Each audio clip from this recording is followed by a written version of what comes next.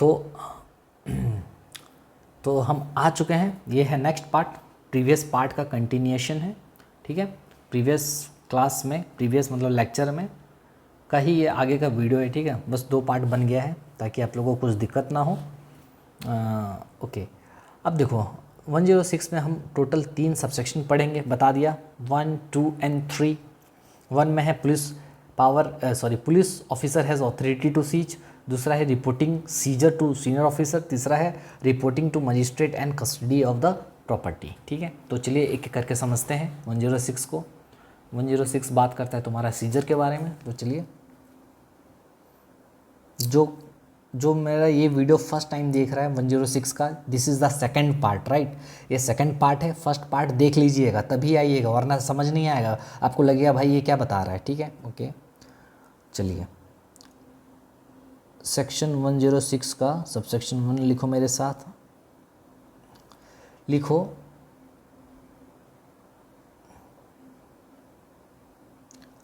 A police has authority to seize. एक police का authority होता है सीज करने का, ठीक है। इसमें आपको ये लिखना है कि कौन सा प्रॉपर्टी को सीज करने के पास ऑथोरिटी रहता है इसका। प्रॉपर्टी, वो property, a property that is एलिज्ड, अभी जो पढ़े थे, दैट इज़ एलिज्ड और सस्पेक्टेड, जिस पर एलिगेशन लगाया जा रहा है या सस्पेक्ट किया जा रहा है कि चोरी का माल है, टू बी स्टोलन, ठीक है। उस चीज़ को ये सीज कर सकता है। दूसरा किसको कर सकता है, जिसका लिंक हो, याद करो, प्रॉपर्टी फाउंड, ऐसा प्रॉपर्टी जो मिला है, फाउंड इन सच सर्कमस्टांसेस, ऐसे सर्कमस्टांसेस मिला, ऐसे सिचुएशन मिला, इन सच सर्कमस्टांसेस दैट क्रिएट सस्पिशन, जो कि सस्पिशन क्रिएट कर रहा है भाई, of involvement in a crime.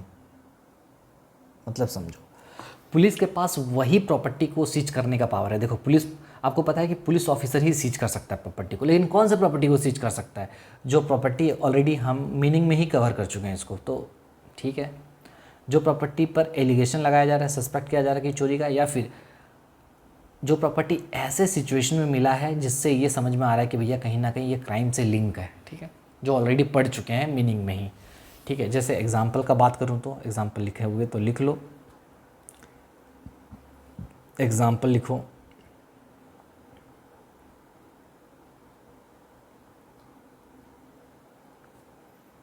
if a person is caught with mobile phone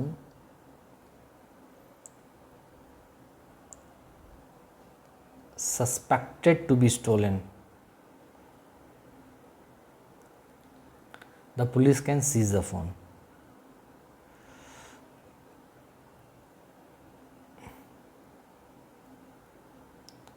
The police can seize the phone, ठीक है।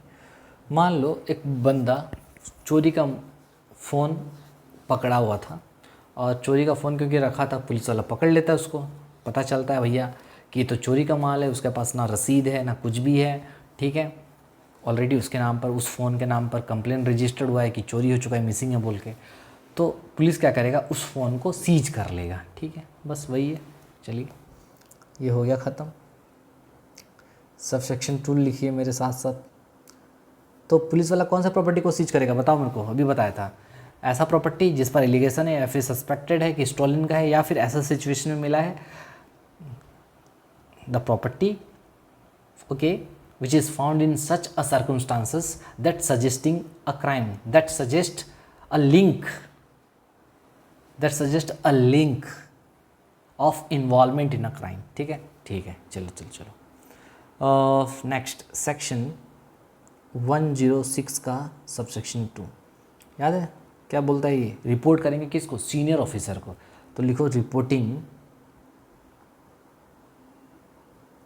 रिपोर्टिंग सीजर, सीजर को रिपोर्ट करना, reporting seizure to senior officer. ठीक है भाई, सीनियर ऑफिसर को बताओगे नहीं क्या, बिल्कुल बताएंगे। तो लिखो क्या है इसका मतलब, इसका मतलब यह है कि if the police officer, PO मतलब पुलिस ऑफिसर, समझे कि नहीं, प्रिसाइडिंग ऑफिसर मत समझना। जहाँ जहाँ पर मैं अपने नोट्स में पीओ लिखा हूँ इसका मतलब पुलिस ऑफिसर ही है। The police officer who seizes, जो सीज करता है क्या, द प्रॉपर्टी, जो बंदा सीज कर रहा है प्रॉपर्टी, जो पुलिस वाला सीज कर रहा है प्रॉपर्टी को, अगर मान लो वो क्या है, इज़ सब ऑर्डिनेट, वो खुद सब ऑर्डिनेट है, ठीक है, जूनियर है मतलब सब ऑर्डिनेट है, ठीक है, to officer in charge of police station, OIPS के नीचे का बंदा है अगर वो, तो वो क्या करेगा उस केस में, देन दे मस्ट मतलब कौन भाई, सबऑर्डिनेट ऑफ पुलिस ऑफिसर का बात कर रहे हैं। देन दे मस्ट इमीडिएटली, तुरंत क्या करना चाहिए उसको, इमीडिएटली इन्फॉर्म, किसको इन्फॉर्म करेगा, inform the obviously officer in charge of police station. एक पुलिस थाना का जो सबऑर्डिनेट पुलिस वाला है, जो लोअर लेवल का पुलिस वाला है, वो मान लो कोई प्रॉपर्टी को सीज किया, तो भैया सबसे पहले वो अपना सीनियर को बताएगा ना कि भैया मैं सीज किया हूँ, समझे कि नहीं। कहने का मतलब ये है कि अगर ये कोई सब ऑर्डिनेट ऑफिसर है, कौन है ये, सबऑर्डिनेट पुलिस ऑफिसर है, ठीक है, ये क्या किया,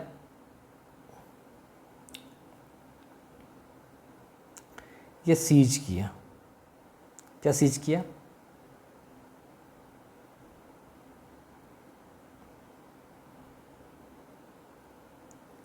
ये लैपटॉप सीज किया, ठीक है, ठीक है। मेरे चैनल का नाम क्या है, भूल गया मैं, लीगल माइंडसेट जुडिशियरी, LMJ, ठीक है। अब मान लो ये लैपटॉप था हमारे यूट्यूब चैनल का, ठीक है, कोई चोरी किया था, ये क्या किया, उसको सीज कर लिया, चोरी का माल था क्योंकि ये है बंदा है, ये कौन है, चोर, थीप है ये, ठीक है, चोरी किया। जब ये सीज किया इस लैपटॉप को कौन, सबऑर्डिनेट पुलिस वाला, तो ये अब सबऑर्डिनेट पुलिस वाला क्या करेगा, रिपोर्ट करेगा किसको, बताओ मुझे, किसको रिपोर्ट करेगा, officer in charge of police station. क्यों, क्योंकि ये भाई कौन है, ये है तुम्हारा सीनियर। क्या बताएगा, इसके बारे में बताएगा कि मैंने सीज किया था, ठीक है, इन्फॉर्म अबाउट सीजर, सीजर के बारे में बताएगा, समझे। तो अगर सबऑर्डिनेट पुलिस वाला, अगर मान लो हमारा लैपटॉप चोरी किया था कोई बंदा, उस लैपटॉप को ये सीज कर लेता है, तो उस सीजर के बारे में ये पुलिस वाला किसको बताएगा, जो जूनियर है वो अपने सीनियर को बताएगा, सीधा सा बात यही है, ठीक है। ये तो बहुत कम टाइम लिया, मैं सोचा था ज़्यादा टाइम लेगा, ठीक है, कोई बात नहीं। सेक्शन 106 का 3 ये कहता है रिपोर्टिंग टू मजिस्ट्रेट। अब भाई मजिस्ट्रेट को भी तो बताएंगे, reporting to magistrate and custody of property, and custody of property, ठीक है। ऑब्वियसली सीनियर को बता दिए, तो सीनियर किसको बताएगा, वो तो मजिस्ट्रेट को बताएगा ना भाई। ये तो बहुत ही कॉमन सा बात है। द पुलिस ऑफिसर मस्ट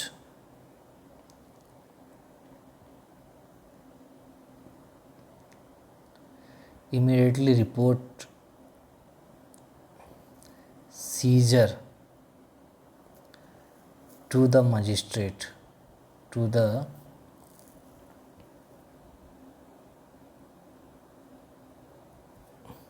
कौन सा भाई magistrate, to the magistrate having जिसके पास जुरिस्डिक्शन होना चाहिए केस का, having jurisdiction over the case, जिसका जुरिस्डिक्शन है केस पर, ठीक है, उस मजिस्ट्रेट को क्या करेगा, ये इन्फॉर्म करेगा, रिपोर्ट करेगा। मतलब ये है पुलिस वाला, ये आपका जो मजिस्ट्रेट है यहाँ का, उसको सीधा बताएगा, हैविंग जुरिस्डिक्शन, जिसका जुरिस्डिक्शन है केस का, ओवर केस, ठीक है। अगर मैं इसको और भी ये करूं, चलो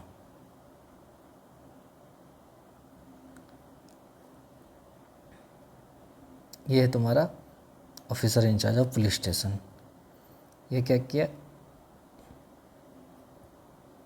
रिपोर्ट लिखो, रिपोर्ट करना, बड़े को हमेशा रिपोर्टिंग करते हैं, छोटे को ऑर्डर दिया जाता है, ठीक है। मतलब मजिस्ट्रेट इसको ऑर्डर देगा, लेकिन ये उसका मतलब रेस्पॉन्स को रिपोर्ट करेगा, ठीक है, ये रिपोर्ट करेगा। अच्छा, ये कहाँ पढ़े आपने कहाँ पढ़ा, ये मैं पढ़ा था कॉमर्स में, ठीक है। चलो, ये है तुम्हारा कौन बताओ, सबऑर्डिनेट बंदा है, सबऑर्डिनेट पुलिस ऑफिसर। ये इसको रिपोर्ट किया किसके बारे में, सीजर के बारे में, कि भैया सीज हुआ है। फिर ये किसको करेगा, ठीक है, समझ में आया। तो जो जूनियर था अपने सीनियर को बताया सीज के बारे में, फिर ये किसको बताएगा, ऑब्वियसली मजिस्ट्रेट को बताएगा, यही है और कुछ नहीं है इसमें, ठीक है। तो बहुत छोटा सा सेक्शन है, इसमें कुछ था ही नहीं, मुझे लगा बहुत ही, हाँ प्रोवाइज़ो थोड़ा सा है, लिख लो, और कुछ इंपॉर्टेंट पॉइंट्स हैं, ओके। इसको कंप्लीट ही कर देंगे, कितना है और जो एक क्लास में ही ख़त्म कर देंगे, छोड़ो। चलो, ये हो गया, समझ में आ गया। तो क्या पढ़े, तो सीजर में हम लोग पढ़े भाई, सबसेक्शन 1 कहता है कि पुलिस वाला जो सीज करेगा कौन से प्रॉपर्टी सीज करेगा। सबसेक्शन 1 कहता है कि कौन से प्रॉपर्टी को सीज करेगा, यहाँ लिख दो,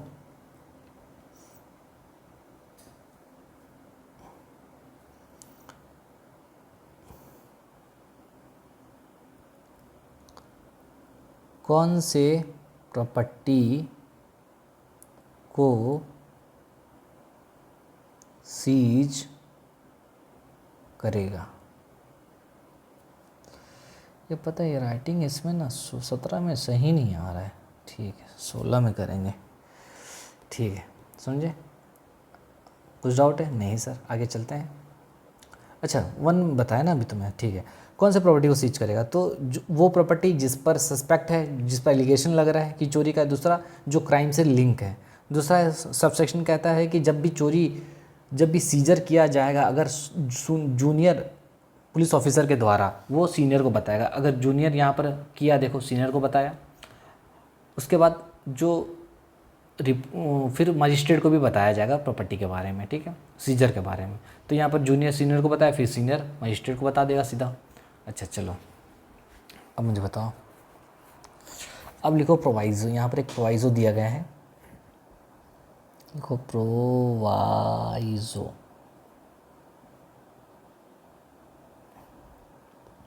देखो रात का 1 बज रहा है, आप लोग के लिए वीडियो रिकॉर्ड हो रहा है, तो भाई इसको ज़रूर अप्रिशिएट करो, ठीक है,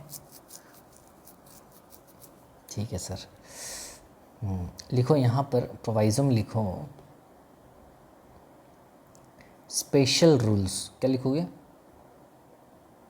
स्पेशल रूल्स फॉर पेरिशेबल, क्या, पेरिशेबल और लो वैल्यू आइटम्स, और लो वैल्यू आइटम्स। पेरिशेबल मतलब ऐसा कोई सामान जो कि जल्दी ख़राब हो जाता है, ठीक है, सड़ जाता है, जैसे सब्ज़ी हो गया, ठीक है, फ्रूट्स हो गया, ये सब जल्दी ख़राब हो जाता है ना, ठीक है, या फिर जिसका वैल्यू बहुत ही कम है। तो अगर मान लो पुलिस वाला, ये है पुलिस वाला, ये क्या किया, एक बंदे को पकड़ा, ये था चोर। ये क्या कर रहा था, चोरी कर रहा था। क्या चोरी कर रहा था, ये कर रहा था, ठीक है, फॉर एग्ज़ाम्पल अभी गर्मी का महीना है तो आम चोरी कर रहा था, मैंगोज़, ठीक है, मैंगोज़ चोरी कर रहा था ये।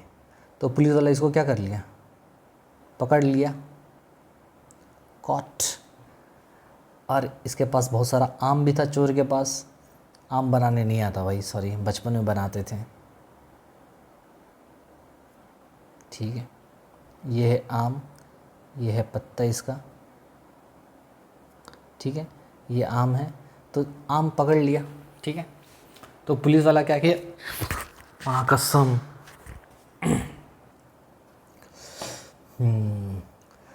तो गाइज़ एक्चुअली हुआ क्या था कि अचानक मेरे रूम में जहाँ रिकॉर्ड करता हूँ कोई आ गया था, और रात का 1 बज रहा है। जैसे ही मैं देखा तो डर गया, इसलिए मेरे मुंह से माँ कसम निकला, ठीक है। तो इसको अवॉइड कीजिएगा, मैं एडिट कर नहीं सकता, इतना टाइम नहीं है मेरे पास।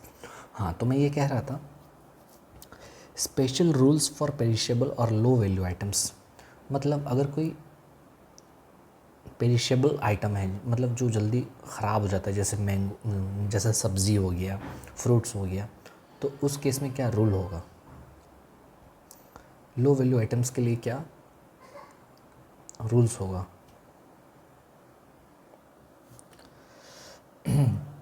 तो गाइज़ मैं ये कह रहा था कि प्रोवाइज़ो में इसका दिया ये है कि अगर कोई आइटम्स जो कि पेरिशेबल आइटम्स अगर है, ठीक है, या फिर लो वैल्यू आइटम्स है, तो उसके लिए क्या रूल्स होना चाहिए। फॉर एग्ज़ाम्पल समझो, एक पुलिस वाला क्या किया, एक चोर को पकड़ा, और वो जो चोर था भैया मैंगो चुरा रहा था, ठीक है। तो ये मैंगो को ज़ब्त कर लिया, बहुत सारा मैंगो है, मैं तो बस एक ही मैंगो बनाया हूँ, ये बहुत सारा मैंगो है, ठीक है। ठीक है सर, आगे बताओ, आगे क्या बताऊँ। ये है तुम्हारा पेड़, ठीक है। चलो, बचपन की जो भी ख्वाहिशें थी अभी पूरी कर लेते हैं, ठीक है। चलो, उसके बाद क्या हुआ,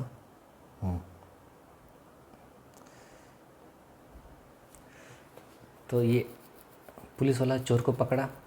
चोर जो था बहुत सारा आम रखा था अपने पास, तो पुलिस वाला क्या किया, उस आम को सीज कर लिया। क्या कर लिया, सीज कर लिया, ओके। तो जब पुलिस वाला इस आम को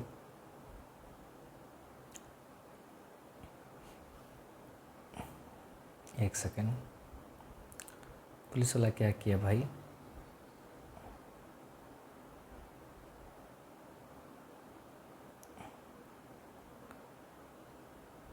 सीज कर लिया, किसको, मैंगोज़ को, ठीक है, मैंगोज़ को सीज कर लिया।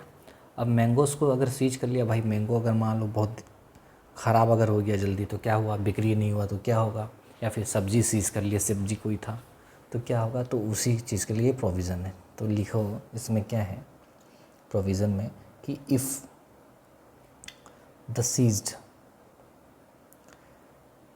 सीज्ड प्रॉपर्टी इज़, अगर सीज्ड प्रॉपर्टी जो है इज़, पहला पॉइंट, लाइकली टू डिके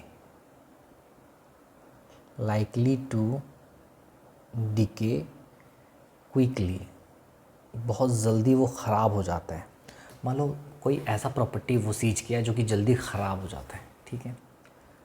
या फिर, और सेकंड पॉइंट,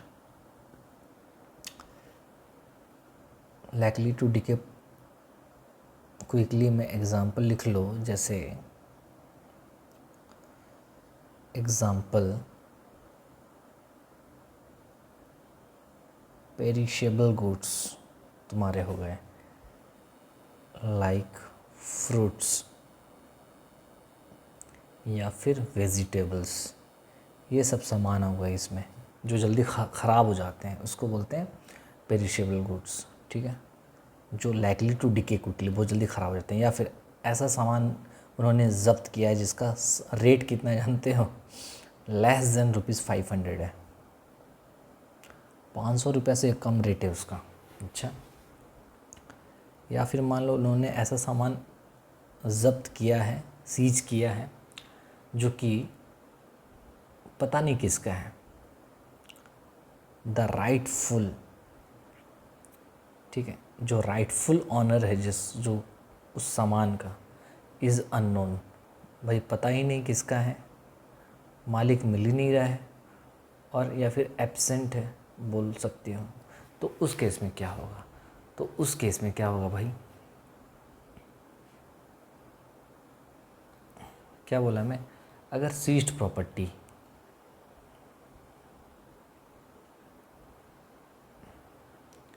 चलो क्योंकि आम पकड़ा था तो मैं आम, अगर मान लो सीज्ड प्रॉपर्टी क्या निकला तुम्हारा, सीज्ड प्रॉपर्टी अगर क्या निकला, सीज्ड प्रॉपर्टी ऐसा निकला जो कि जल्दी डिके हो जाता है, जैसे पेरिसेबल फ्रूट्स, वेजिटेबल्स, या फिर जिसका वर्थ 500 से कम है, ठीक है, लेस देन बोल रहे हैं, 500 रुपये से कम है जिसका वैल्यू, उस केस में उसको क्या कर लेगा, ज़ब्त कर लेगा, ज़ब्त कर लेगा नहीं, पुलिस वाला क्या किया, कोई सामान को जो जब्त किया तो पता चला भैया इसका रेट तो 500 रुपये से कम है, कोई सामान को जब जब्त किया तो पता चला भाई ये तो फ्रूट्स है, वेजिटेबल्स है, तो जल्दी सड़ जाएगा, क्या करें इसका, जल्दी बेच दो इसको, समझे कि नहीं। या फिर जो सामान पकड़ा गया है उसका कोई ऑनर पता ही नहीं चल रहा, अननोन है या फिर एब्सेंट है, कौन, राइटफुल ऑनर, तो क्या करें भाई बताओ, तो क्या करेंगे बताओ, क्या करेंगे, क्या करेंगे भाई, तो उस केस में देन द प्रॉपर्टी, इसको प्रॉपर्टी बोलते हैं, then the property can be sold by auction, भाई ऑक्शन में बेच देंगे प्रॉपर्टी को, ठीक है, ऑक्शन करके बेच देंगे, under the orders of the SP, SP मतलब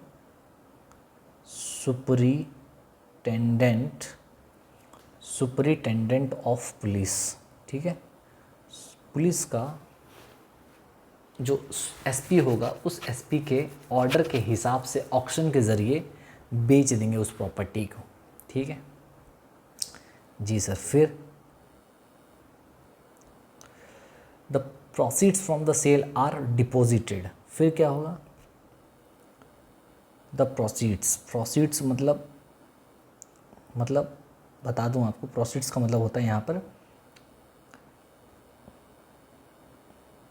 कैश कलेक्टेड, जो पैसा मिला, कलेक्ट हुआ, प्रोसीड्स उसको बोलते हैं, the cash collected from sale से जो भी पैसा मिला, आर डिपॉजिटेड, उसको डिपॉजिट कर देंगे, एंड हैंडल्ड, उसको हैंडल किया जाएगा, handled according to the law, कानून के हिसाब से, समझे, क्या पढ़े फिर से पढ़ो चलो,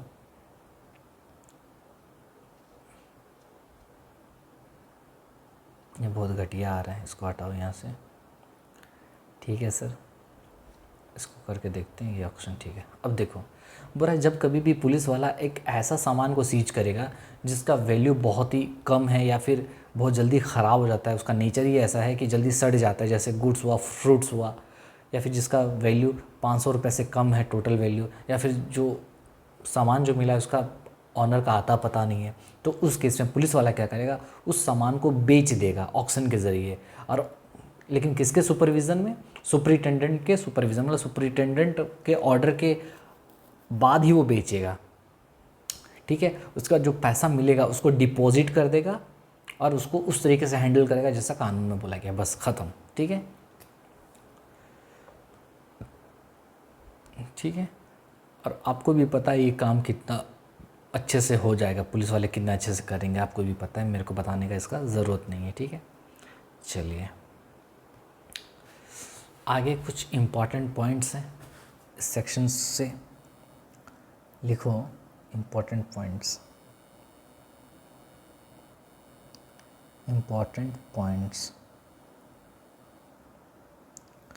कितना है, ठीक तो है। लिखो, सबसे पहला इम्पॉर्टेंट पॉइंट ये है कि इफ़ द प्रॉपर्टी, अगर प्रॉपर्टी जो सीज हुआ है, if the property seized is too large, बहुत ज़्यादा बड़ा हुआ, बल्कि हुआ, तो क्या करोगे? और डिफ़िकल्ट टू स्टोर करने में डिफ़िकल्ट हुआ तो क्या करोगे?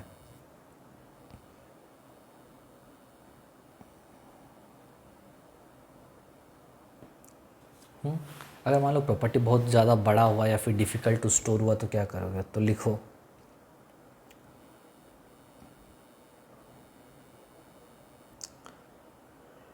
if the property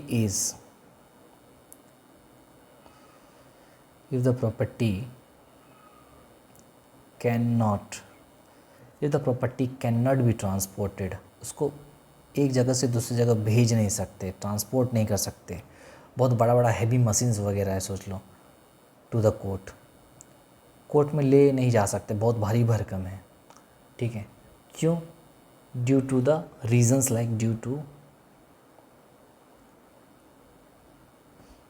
regions like, जैसे due to the reasons like it's too large, बहुत ज़्यादा बड़ा है, बल्कि है, और डिफ़िकल्ट टू स्टोर, या फिर स्टोर करने के लिए जगह नहीं है, उतना जगह ही नहीं, कहाँ रखेंगे इसको ले जाकर भाई, ठीक है। सीज तो कर लिए, रखेंगे कहाँ आप, ठीक है। तो उस केस में the officer can hand it, यहाँ राइट पेंस लिखेंगे, the police officer can hand it over, उसको हैंड इट ओवर, ठीक है, ट्रांसफ़र कर देगा, मतलब दे देगा, सौंप देगा। हैंड इट ओवर, किसको सौंपेगा भाई? Hand it over to the responsible person, किसको देगा भाई? रेस्पॉन्सिबल बंदे को देगा, रेस्पॉन्सिबल पर्सन। मान लो प्रॉपर्टी, मान लो सीज किया, बहुत भारी भरकम प्रॉपर्टी था, जैसे ट्रक हो गया, बहुत बड़ा बड़ा क्रशर हो गया, हाँ, उसको कोर्ट में ला नहीं सकते, फिर जहाँ पर पुलिस थाना है वहाँ पर जगह ही नहीं स्टोर करने का, तो करेंगे क्या करेंगे भाई? तो उस केस में क्या किया जाता है ना, एक बंदे को सौंप दिया जाता है। बंदा मतलब वो ऑनर खुद भी हो सकता है या फिर दूसरा कोई बंदा हो सकता है। मान लो, चलो आगे लिखाता हूँ, फिर मैं आपको एग्जांपल दूंगा। तो उस केस में क्या होगा, सबसे पहले वो बंदा क्या करेगा, जो रेस्पॉन्सिबल बंदा जो होगा, मतलब पुलिस वाला क्या किया, सामान को सीज किया, वो सामान को रेस्पॉन्सिबल बंदे को सौंप दिया, और बदले में उससे क्या किया, साइन करवा लिया, एक बॉन्ड, साइन अ बॉन्ड, एक बॉन्ड साइन करवा लिया, प्रॉमिसिंग, जिसमें वो प्रॉमिस कर रहा है कि प्रॉमिसिंग टू प्रोड्यूस, कि मैं जब बुलाओगे मैं आ जाऊंगा प्रॉपर्टी को लेके, प्रॉपर्टी को प्रोड्यूस करूंगा जब बुलाओगे कोर्ट में, इन कोर्ट व्हेन रिक्वायर्ड, जब बुलाओगे तो मैं हाजिर हो जाऊंगा, ठीक है। ये बॉन्ड साइन कर लिया बंदा। दूसरा, इसी में ही लिख देते हैं, दूसरा में क्या जाएंगे, फॉलोज द कोर्ट ऑर्डर, वो कोर्ट का ऑर्डर फॉलो करेगा भाई, follows the court, sign a bond, follows the court order, क्या लिख रहा हूँ मैं, कोर्ट बार बार लिखा, court order about the property को लेके जो भी कोर्ट का ऑर्डर है उसको फॉलो करेगा। अब देखो मैं क्या कह रहा हूँ, मतलब सर एक थोड़ा बताइए, बता रहा हूँ, टेंशन कर लेते। यह है पुलिस वाला, ठीक है, ये क्या किया, एक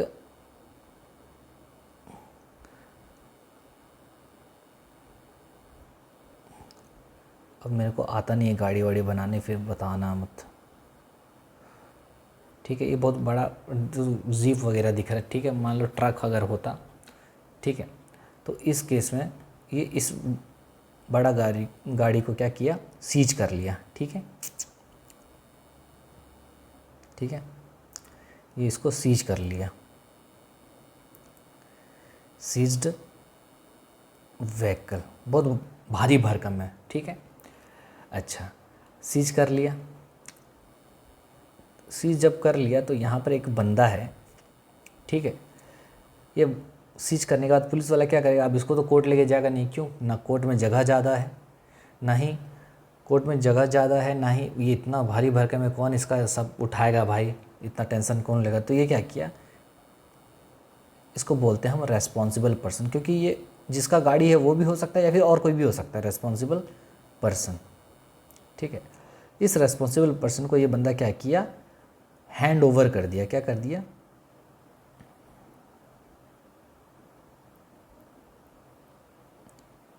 ये हैंड ओवर किया है गाड़ी को, और बदले में ये बंदा क्या बोला,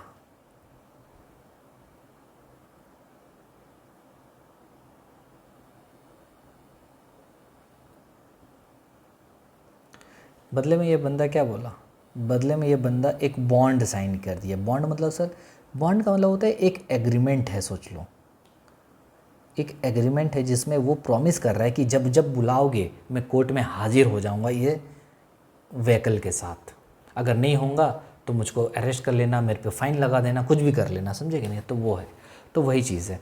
तो वही बोल रहा है कि अगर कोई बंदा, पुलिस वाला, अगर मान लो कोई हैवी व्हीकल को ज़ब्त करता है जिसके लिए मान लो पुलिस के थाना में जगह नहीं है रखने का, या फिर बहुत ज़्यादा भारी भरकम है, बहुत बड़ा है, ट्रक हो सकता है, क्रशर हो सकता है, तो उस केस में थोड़ी लेके जाएंगे, हाँ। तो वहाँ पर क्या करता है वो बंदा, एक रेस्पॉन्सिबल बंदे को उठाता है, वो ऑनर भी हो सकता है, कोई भी हो सकता है, उससे भरवा लेता है एक bond.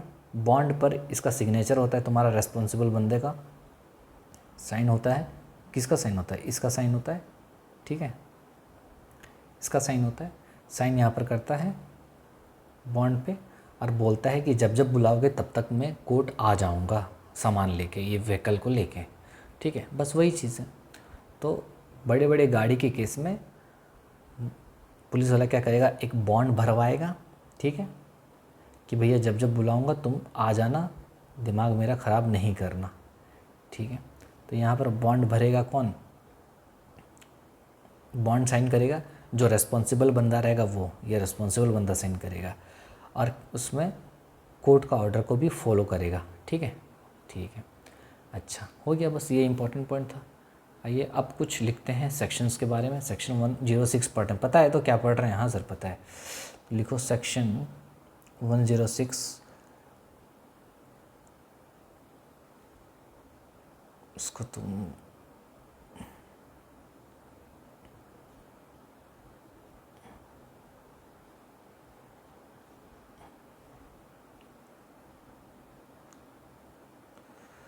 Scope of this section, ठीक है। अब सेक्शन 106 का स्कोप हम लोग पढ़ रहे हैं कि भैया क्या स्कोप है,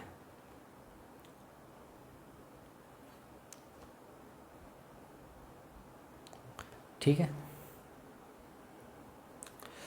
आइए, तो इसमें कुछ कुछ पॉइंट्स आपको बताना पड़ेगा, लिखना पड़ेगा। लिखिए कि जो 106 है ये कहाँ कहाँ अप्लाई होता है, इसका स्कोप मतलब एरिया कहाँ कहाँ तक फैला हुआ है, क्या क्या चीज़ कवर करता है ये चीज़, ये सेक्शन 106। तो लिखो, इसको मैं सोच रहा हूँ ब्लू पेन से लिखाऊंगा तो सही रहेगा। लिखो, it applies to both cognizable and non cognizable offenses, though in non cognizable offenses police have to obtain permission of the magistrate.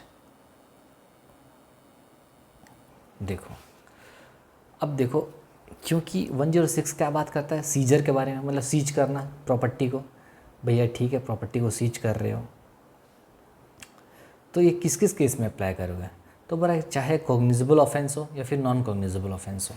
Cognizable मतलब क्या सर? जिसमें पुलिस के वाले के पास बहुत ही वाइड पावर होता है इन्वेस्टिगेशन स्टार्ट करने का, बिना मजिस्ट्रेट के ऑर्डर के और बिना वारंट के वो अरेस्ट भी कर सकता है कॉग्निजेबल केस में।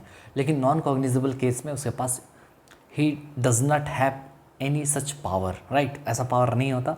अगर उसको इन्वेस्टिगेशन करना है तो पुलिस मजिस्ट्रेट का क्या चाहिए? ऑर्डर चाहिए। या फिर किसी को अरेस्ट करना है तो मजिस्ट्रेट का वारंट चाहिए, ठीक है? ओके, तो वही बोल रहा है कि ये जो सेक्शन 106 है, चाहे ये कॉग्निजेबल ऑफेंस हो या फिर नॉन कॉग्निजेबल ऑफेंस हो, दोनों में एप्लीकेबल है। ओके, अप्लाइज टू बोथ, ठीक है? दोनों में एप्लीकेबल है, अप्लाइज टू बोथ। अरे भाई,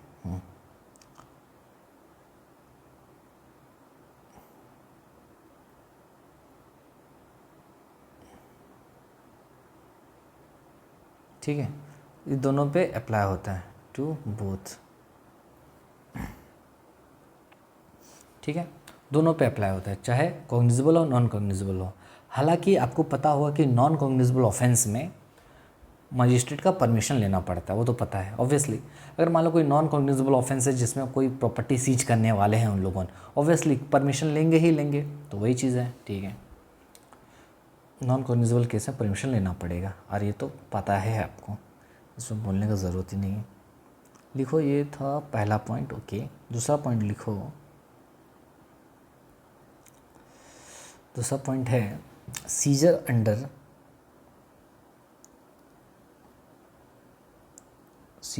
अंडर दिस सेक्शन। इस सेक्शन में जो सीजर होता है यूजुअली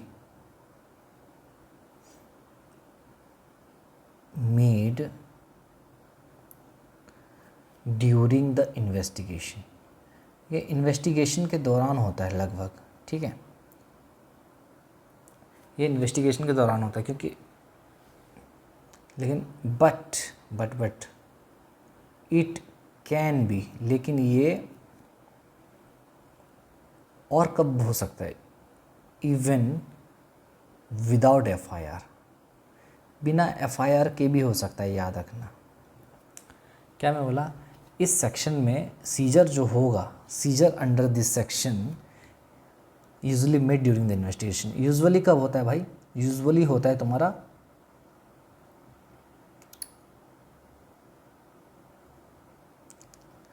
सीजर जो होता है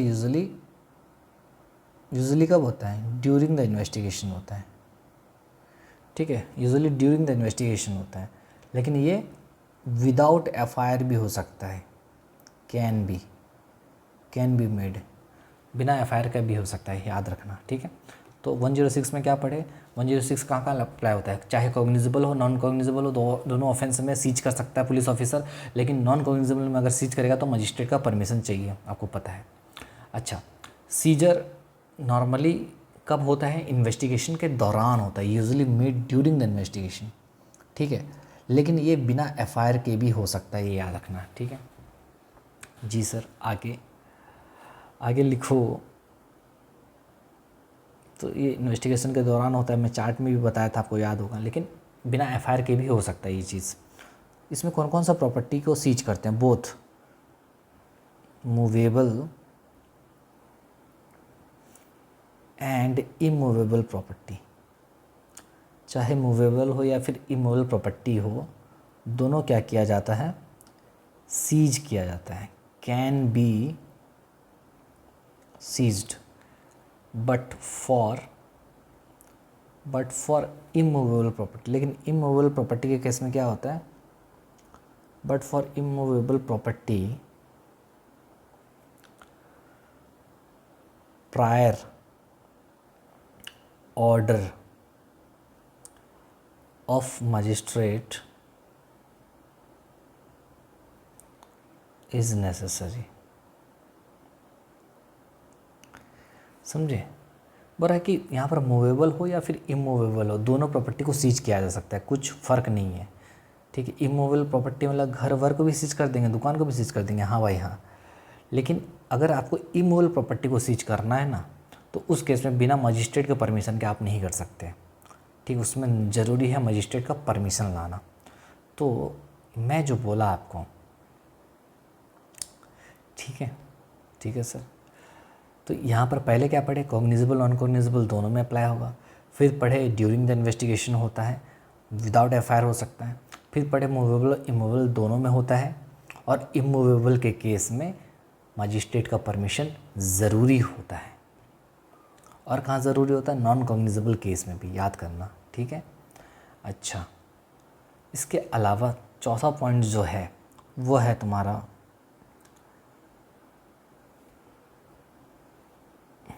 एरो लिख रहा था तो एरो बनाओ भाई। प्रॉपर्टी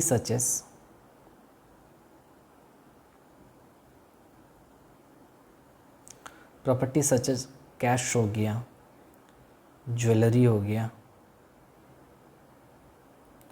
बैंक अकाउंट्स हो गया, पासपोर्ट हो गया,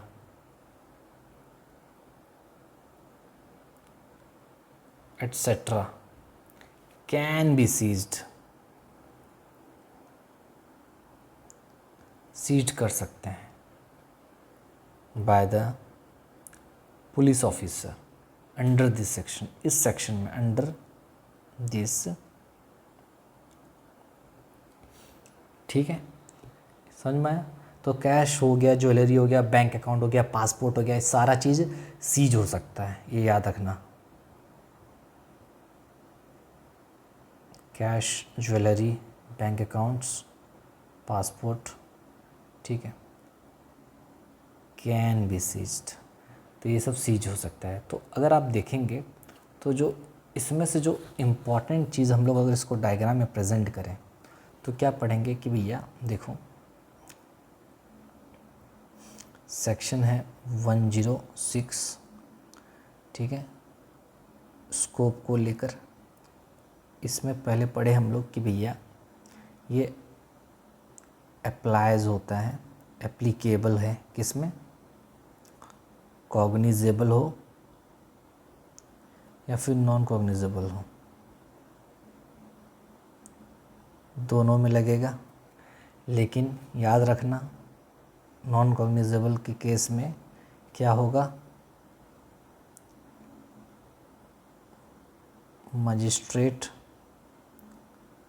प्रायर परमिशन नेसेसरी है, क्योंकि नॉन कॉग्निजेबल केस है। कॉग्निजेबल में तो वाइड पावर होता है पुलिस के पास। अच्छा, उसके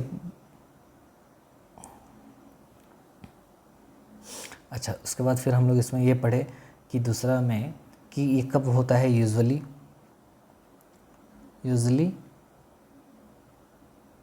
ड्यूरिंग इन्वेस्टिगेशन होता है ये।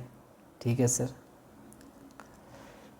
ठीक है, लेकिन कभी कभी विदाउट एफआईआर भी हो सकता है, विदाउट एफआईआर भी हो सकता है, ये पढ़े। अच्छा, और एक चीज़ पढ़े कि मूवेबल हो एंड इमूवेबल, ऐसे लिखते हैं, मूवेबल एंड इमूवेबल। ठीक है, दोनों प्रॉपर्टी सीज हो सकता है। ठीक है,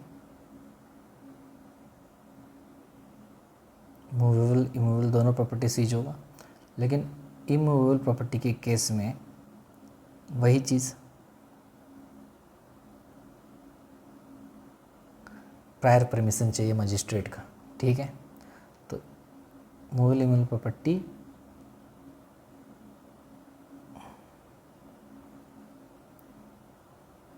कैन बी सीज्ड। चौथा पढ़े लास्ट अभी कि भैया तुम्हारा कैश भी हो सकता है सीज, ज्वेलरी हो सकता है, और क्या पढ़े? बैंक अकाउंट हो सकते हैं, हाँ भाई बैंक अकाउंट भी सीज कर लेते हैं। और पासपोर्ट हो सकते हैं, हाँ भाई पासपोर्ट भी सीज होता है। ठीक है, तो ये सारा चीज़ होता है। ठीक है सर,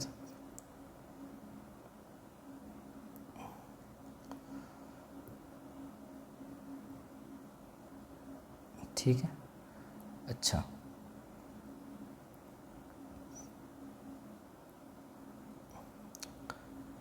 समझ में आया? जी सर आ गया।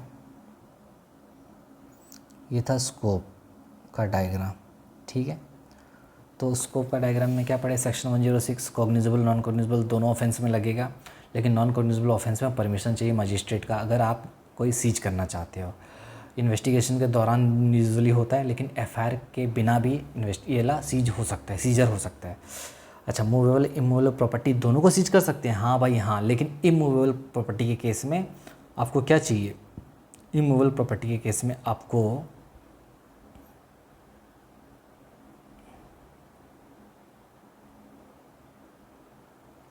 इमूवेबल प्रॉपर्टी के केस में आपको वही मजिस्ट्रेट का परमिशन चाहिए। Cash, jewellery, bank account etcetera ये सब भी सीज हो सकता है। ठीक है जी सर, समझ में आ गया। हो गया, ये हो गया तुम्हारा।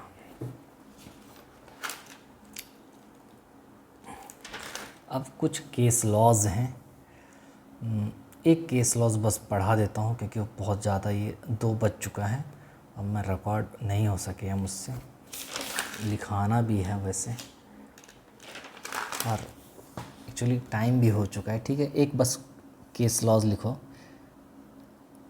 Important case laws,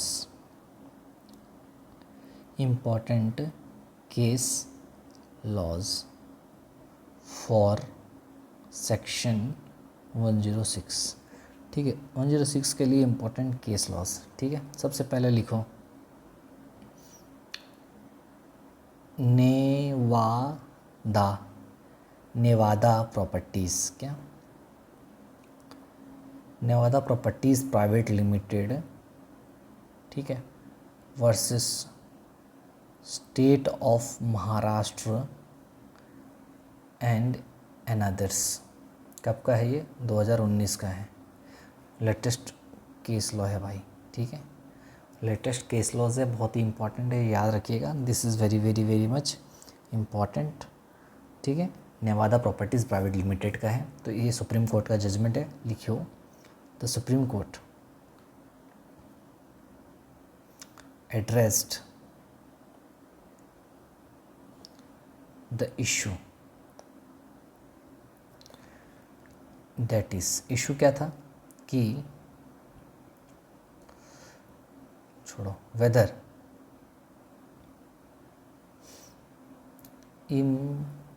immovable, whether immovable property, जो इमूवेबल प्रॉपर्टी है भाई, whether immovable property can be seized, immovable property seize कर सकते हैं क्या पुलिस वाले? By police officer under section 106, जो पहले हुआ करता था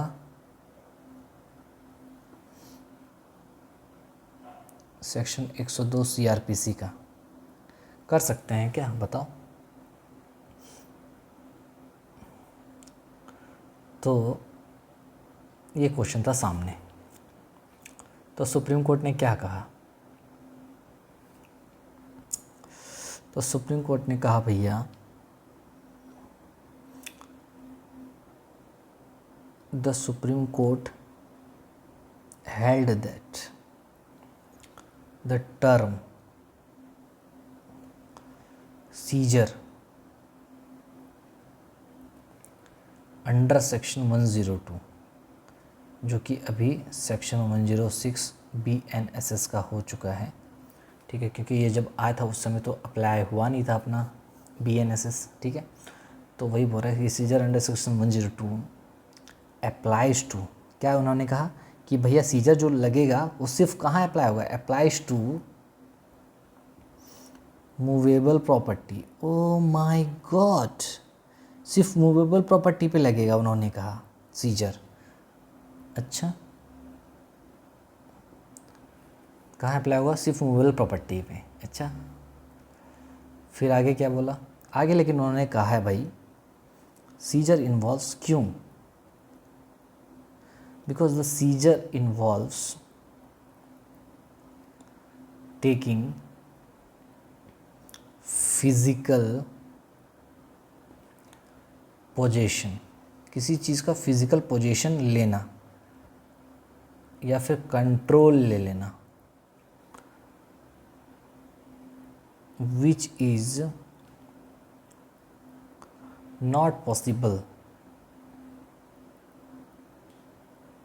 इन इमूवेबल प्रॉपर्टी। तो सुप्रीम कोर्ट ने कहा भैया कि देखो, सीजर का मतलब होता है भाई किसी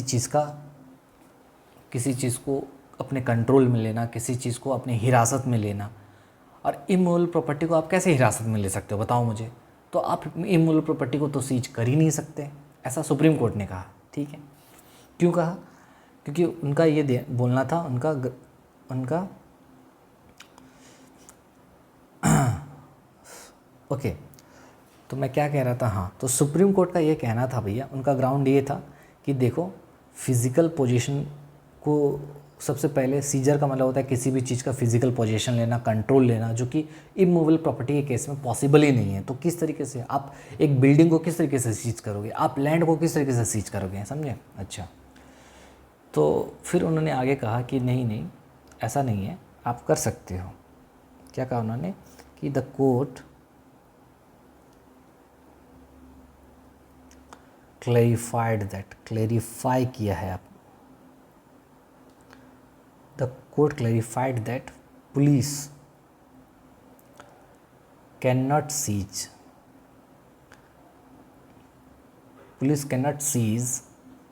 immovable property. Police cannot seize immovable properties without the order of a magistrate or other legal authority। ठीक है, ये उन्होंने क्लैरिफाई कर दिया, बोला कि ठीक है आप इमूवेबल प्रॉपर्टी को भी सीज कर सकते हो, लेकिन जो सीजर है ये वर्ड, ये नॉर्मली मूवेबल प्रॉपर्टी के लिए यूज़ होता है, क्योंकि मूवेबल प्रॉपर्टी को ही अपनी हिरासत में ले सकते हैं। आप थोड़ी किसी इमूवेबल प्रॉपर्टी को अपनी हिरासत में लोगे, कंट्रोल करोगे, समझे, पोजीशन में लोगे, तो इसलिए। लेकिन उन्होंने कहा नहीं आप कर सकते हो, लेकिन ये याद रखिएगा अगर आपको कोई इमूवेबल प्रॉपर्टी को अगर जब्त करना है, सीज करना है, तो उस केस में आपको मजिस्ट्रेट का क्या चाहिए? परमिशन बहुत ही ज़रूरी है, बस इन्होंने ये कहा। ठीक है, और 2 केस लॉज हैं,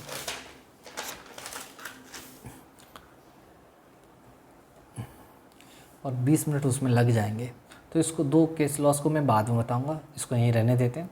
तो ये था तुम्हारा 106, ऑलमोस्ट 95% कंप्लीट हो चुका है, सिर्फ 2 केस लॉज हैं। 10 मिनट लगेगा, मैं उसका वीडियो अलग से बना दूंगा। ऑलरेडी देखो 2 बज चुका है रात, क्योंकि मुझको रात को ही समय मिलता है वीडियो बनाने का, इसलिए मैं रात को बना रहा हूँ। सुबह मैं बहुत बिज़ी रहता हूँ। ठीक है, तो देखिए लेक्चर कैसा लग रहा है मुझे बताइएगा, और एफ़र्ट्स को अप्रिशिएट कीजिए, बहुत टाइम लगता है भैया। ठीक है, चलिए मिलते हैं नेक्स्ट वीडियो में, तब तक के लिए बाय, टेक केयर। इसको पढ़ के आइएगा, रिवाइज़ करेंगे और फिर आगे बढ़ेंगे। एक काम करेंगे, नेक्स्ट क्लास में क्या करता हूँ ना, मैं जितना हम लोग पढ़ें उसका एक समरी वीडियो बना के, और जो हमारा बाकी केस लॉज हैं 2 ठो, उसको भी इनकॉर्पोरेट करके वीडियो बना दूँगा। ठीक है सर, तो चलते हैं, मिलते हैं नेक्स्ट वीडियो में, तब तक के लिए बाय, टेक केयर। मैं हूँ आपका दोस्त सैम, और पढ़ते रहिए।